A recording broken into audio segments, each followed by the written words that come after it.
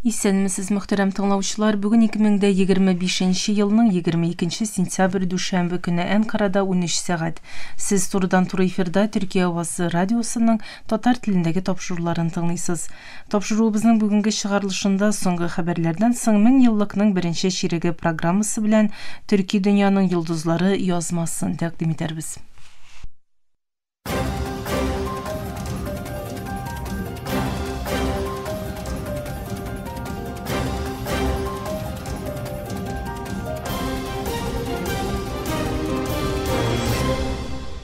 Соңгы хәбәрләр.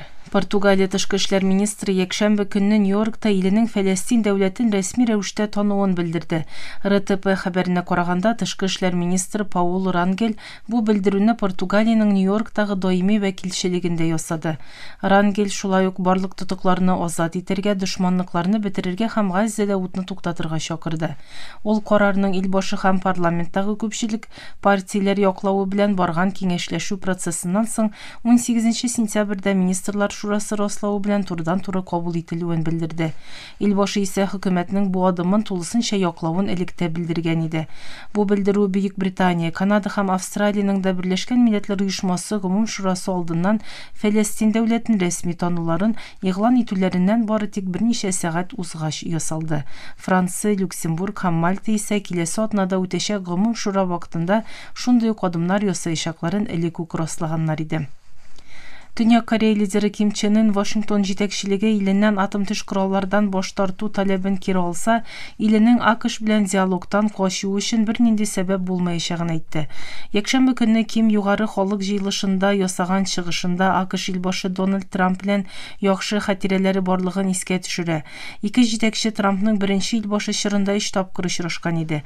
Әгәр АКШ безне атом төш коралсызландыру турындагы абсурд фикереннән баш тартса һәм чын барлыкны кабул шулай ук чынлап та тынычлыкта янәшә яшәү теләген күрсәтсә, безнең АКШ белән сөйләшү өстәле артына утырмау өчен бернинди сәбәбебез юк дип әйтә Ким.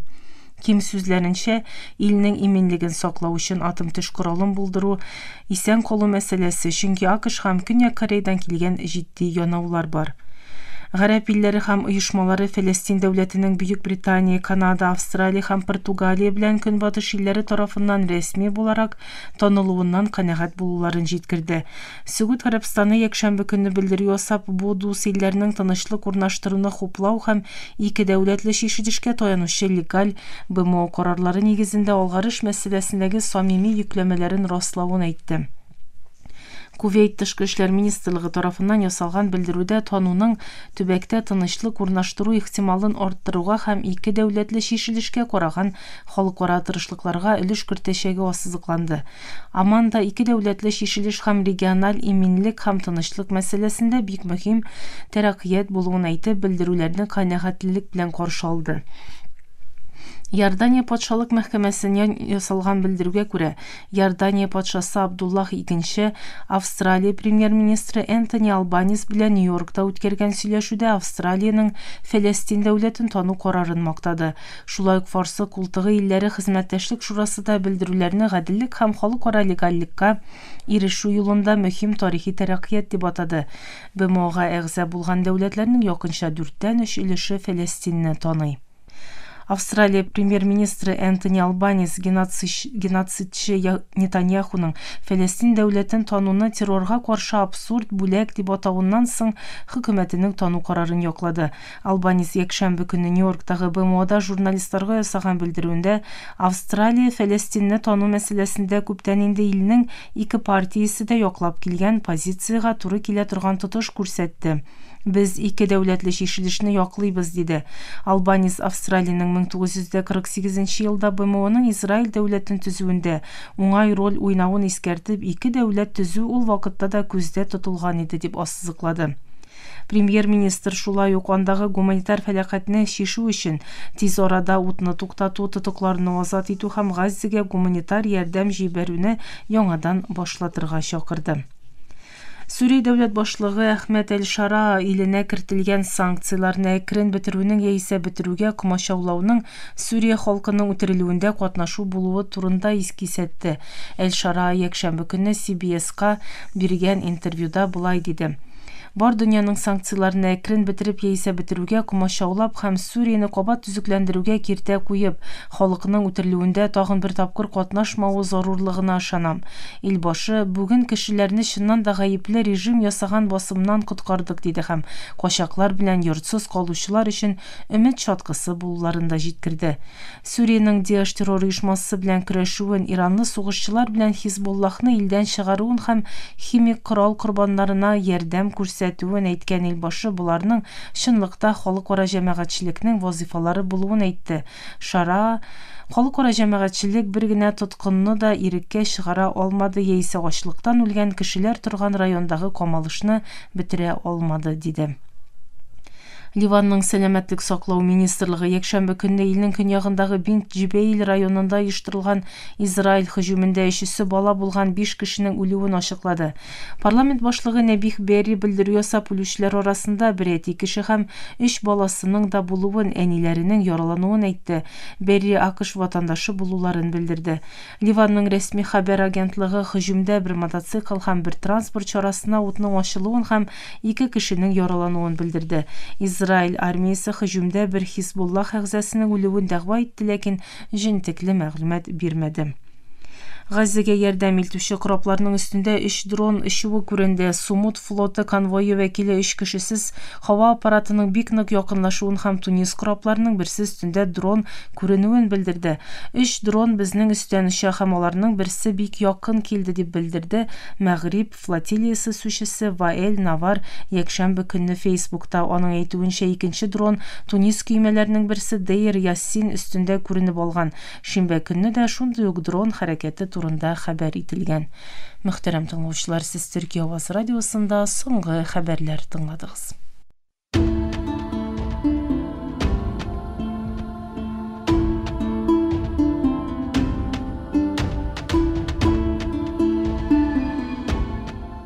Мен еллыкның беренче ширеге.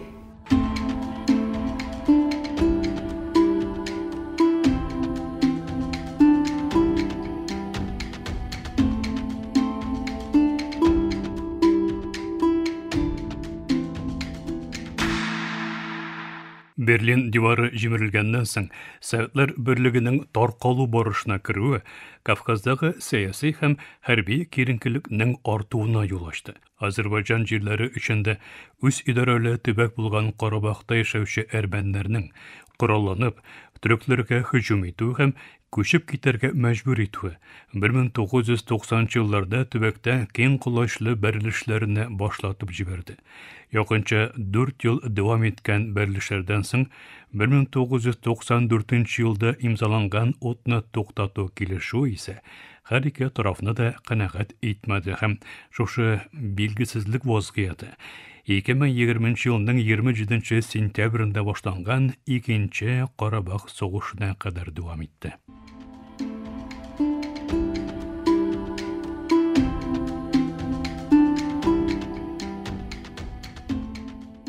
Азәрбайҗан гаскәренең Карабахтагы кораллы әрмән төркемнәренә каршы башлаткан һәм Әрмәнстанның катышуы белән дә киңәйгән сугыш 44 көн барды. Азәрбайҗан армиясының адым-адым Карабахны алуы белән төгәлләнгән хәрби хәрәкәткә каршы ни Әрмәнстан гаскәре, ни дә кораллы әрмән төркемнәре каршылык күрсәтә алмады. Төбәкнең икенче иң зур шәһәре Шушаның Азәрбайҗан армиясының контроленә күчүеннән соң Русия илбашы Владимир Путин аралашчылыгында Азәрбайҗан белән Әрмәнстан арасында отны туктату килешүе төзелде. Азәрбайҗанның хәрби һәм дипломатик уңышы белән тамамланган икенче Карабах сугышыннан соң Америка Кушма Штатлары илбашы Дональд Трамп катнашуында Азәрбайҗан илбашы Илхам Әлиев белән Әрмәнстан баш министры Николь Пашинян арасында кул куелган тынычлык килешүе исә Баку җитәкчелегенең еллар буе барган көрәшен таҗландырды.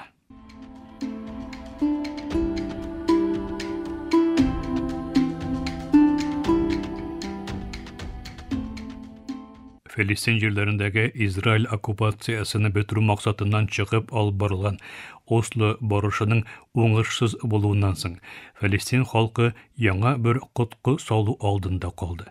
2000 елның 28 сентябрь көнне Израильнең төп оппозиция лидеры Ариэль Шаронның бөтен кисәтүләргә карамастан Әл-Акса мәчете урнашкан төбәккә керүе икенче интифаданың башлануына сәбәп булды. Сабра һәм Шатилла качаклар лагерындагы үтерештән җаваплы булган Шаронның мусульманнарның изге төбәгенә ясаган ул чактагы сәфәренә ризасызлык белдергән Филистин тыныч халкына Израиль иминлек көчләренең кырыслык күрсәтүе белән башланган вакыйгалар кыска вакытта Кудус, Йорданның көнбатыш үзәнлеге һәм Газа сызыгына да җәелде.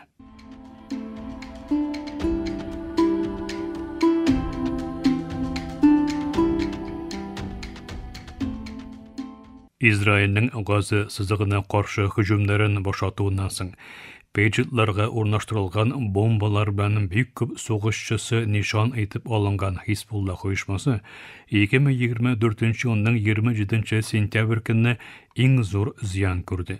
Израильгә каршы көрәшендә 30 елдан күбрәк Хизбуллах оешмасын җитәкләгән Шейх Хасан Насраллах Израиль армиясе оештырган һөҗүмдә һәлак булды.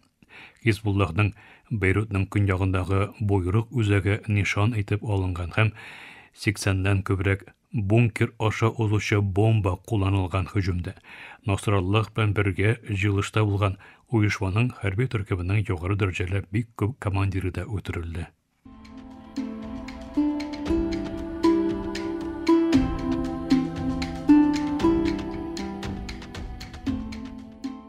Русия Украинада яулап алган төбәкләрдә 2022 елның 23 сентябрь көнне аннексия референдумын үткәрде. Референдум нәтиҗәсендә Мәскәү җитәкчелеге Русия армиясының оккупациясы астындагы Украина җирләре булган Донецк, Луганск, Херсон һәм Запорожье төбәкләрендәге халыкның Русиягә кушылуына кабул итүен белдерде. Берләшкән Милләтләр оешмасы белән бергә халыкара оешмалар канунсыз дип игълан иткән референдум нәтиҗәләрен исә Төньяк Кореядан тыш бер генә ил дә кабул итмәде. Бөтен реакцияләргә карамастан, Русия илбашы Владимир Путин бер атнадан соң Русия парламентында ясаган чыгышында шушы 4 төбәкнең аннексияләнүен белдерде.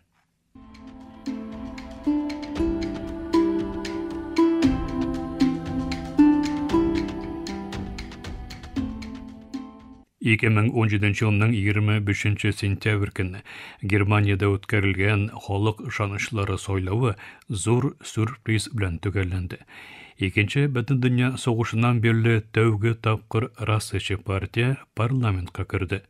Христиан Берлек һәм Социал-демократ партияларыннан соң 3нче партия булган Германия өчен альтернатива фиркасы төзелгән 2013 елдан бирле бер кашанда уза алмаган федераль парламентта 94 урын алды. 2025 елдагы сайлауда исә кыска исеме АФД булган партия парламентта иң зур икенче партия булды.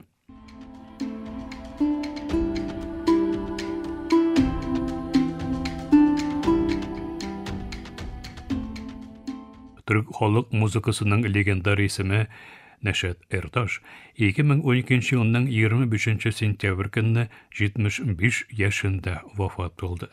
Орта Анадолуның Бозлак йоласының иң мөһим вәкилләреннән берсе булган Эрташ 2009 елда ЮНЕСКОның яшәүче кеше хәзинәләренә кертелгән иде.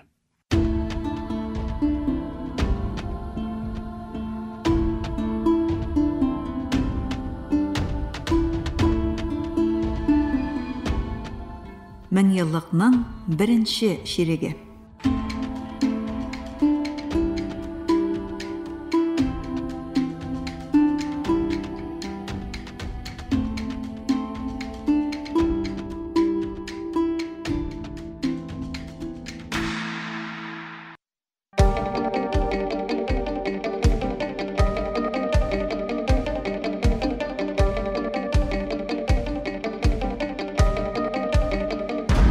Türkiye Ovazı Radyosu her vakittagıça yanınızda.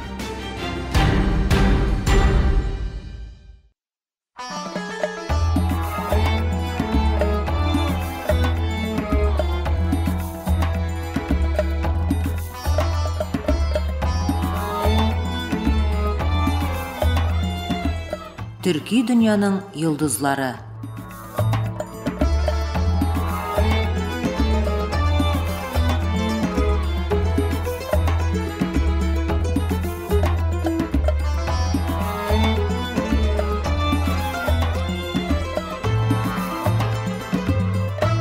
Төрки дөньяның йылдызлары тапшыру тезмәбезнең бу бүлемендә танылган төрек суфи Гүл баба турында сүз алып барабыз.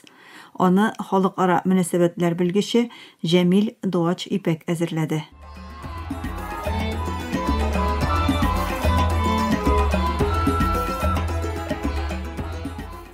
Будапештта кечкенә генә төрек төрбәсе бар. Аның тирәсендә үскән роза чәчәкләре бакчаны гына түгел, гасырлар буе биргә килешүләрнең күңелләрендә бизи. Бу төрбә Гүл баба исеме белән танылган төрек суфиының мәңгелек әбәди урны. Гүл баба төрек суфичылык традициясының иң мөһим эзләреннән берсе буларак бүгендә мәдәният һәм инану күпре вазифасын башкара. 15нче гасыр азагы белән 16нчы гасыр башларында яшәгән бу шәхес Бәктәши мәктәбеннән була. Ягъни аның үткәне Төркстан һәм Хорасан җирләрендә барлыкка килгән ясәвилек традициясына барып тоташа. Хуҗа Әхмәт Ясәви Азия далаларында кабызган ирфан мәгърифәт факелы Хаҗи Бәктәш вәлиләр кебек шәхесләр аша Анадолуга килә. Гүл баба да аны мирас итеп алучыларның берсе була. Кулына агач кылыч тотып, башындагы чалмасында һәр вакыт роза чәчәге йөрткән бу суфи җирләрне кылыч белән, йөрәкләрне рухи яктылык белән яулап алу өчен җаваплы каһарман җитәкчеләрнең берсе. 1531 елда Кануни Солтан Сөләйман чакыруы буенча Гүл баба Истанбулдан Будага җибәрелә.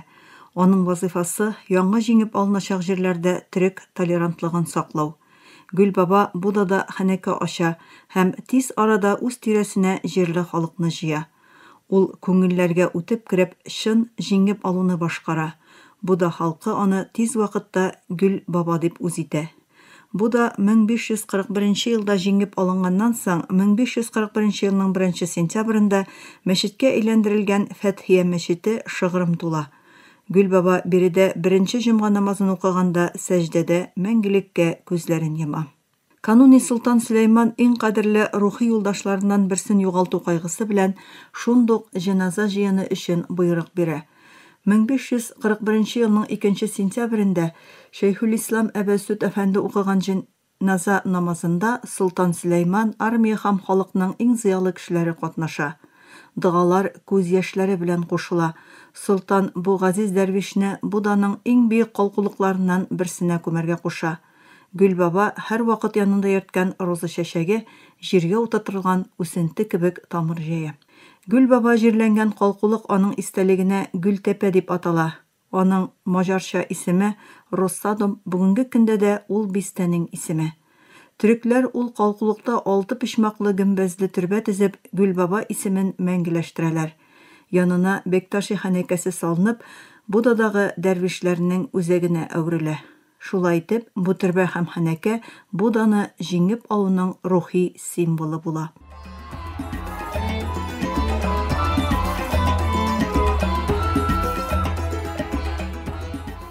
Тарих вакыт-вакыт зур цивилизациялар мирасын сынауга дучар итә. 1686 елда Төрек хакимияте Будадан киткәч, Гүл баба хәнәкәсе дә бу сынаудан үз өлешен ала. Дошман көчләре төрекләрнең эзләрен бетерү өчен хәнәкәне җимерәләр. Төрбә тулысынча җимерелми, ләкин 1690 елда бу төбәккә килеп урнашкан июзит руханиләре аны чиркәү капелласына әйләндерәләр. Ләкин Гүл бабаның хатирәсе Буда халкының күңелендә саклана. 1770 елларда июзитлар киткәннән соң төрбә бер гражданның милкенә күчә, ә 1860 елларда мөселманнарга шартлы рәвештә ачыла. Маҗар хуҗасы Жанус Вагнер Госманлы җиреннән килүчеләргә рөхсәт биреп, тугрылык үрнәге күрсәтә. Солтан Абдул-Азиз 1867 елда Европага сәяхәте вакытында Будапештта Гүл баба төрбәсенә килә. Биредәге күренеш аңа бик нык тәэсир итә. Капелла буларак кулланылган урынны элекке хәленә кайтару өчен Абдул-Азиз хан буйрык бирә. Нәтиҗәдә 1885 елда төрбә кабат торгызыла. 1914 елда Венгрия хакимияте аны тарихи әсәр дип игълан итә һәм аны саклау астына ала. Соңрак 1960 елларда хөкүмәт төрбәне музейга әйләндерә һәм халыкка ача. Ләкин вакытлар узу белән ул шактый зыян күрә һәм төзекләндерү кирәк була. Соңгы елларда Төркия белән Венгрия уртак тарих мирасын саклауда үрнәк хезмәттәшлек күрсәттеләр.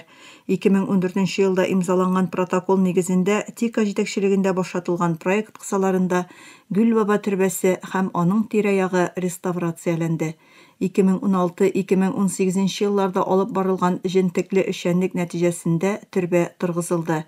Янында заманча музей һәм мәдәни мәйданчык та төзелде. 2018 елда Төркия илбашы белән Венгрия премьер-министры катнашындагы тантанада Гөлбаба төрбәсе яңадан халыкка ачылды. Бу ачылыш төрбәне торгызу гына түгел, үткәнгә хөрмәт һәм ике ил арасындагы дуслыкның дәлиле булды.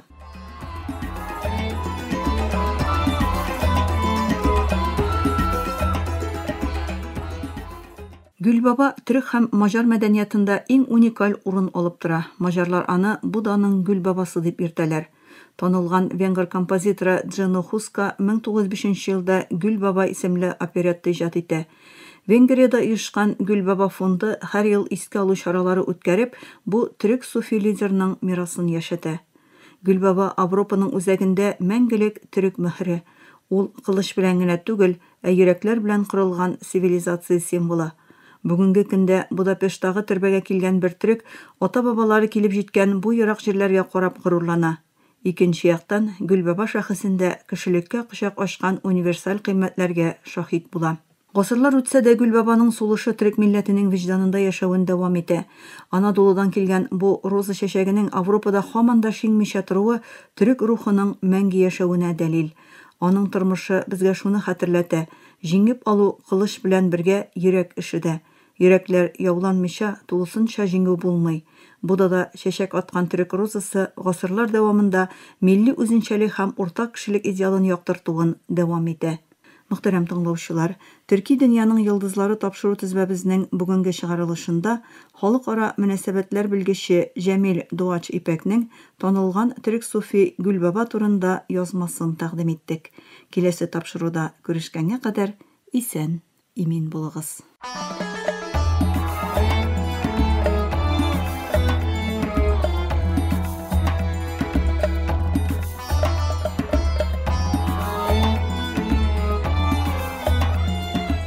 Төрки дөньяның йолдызлары.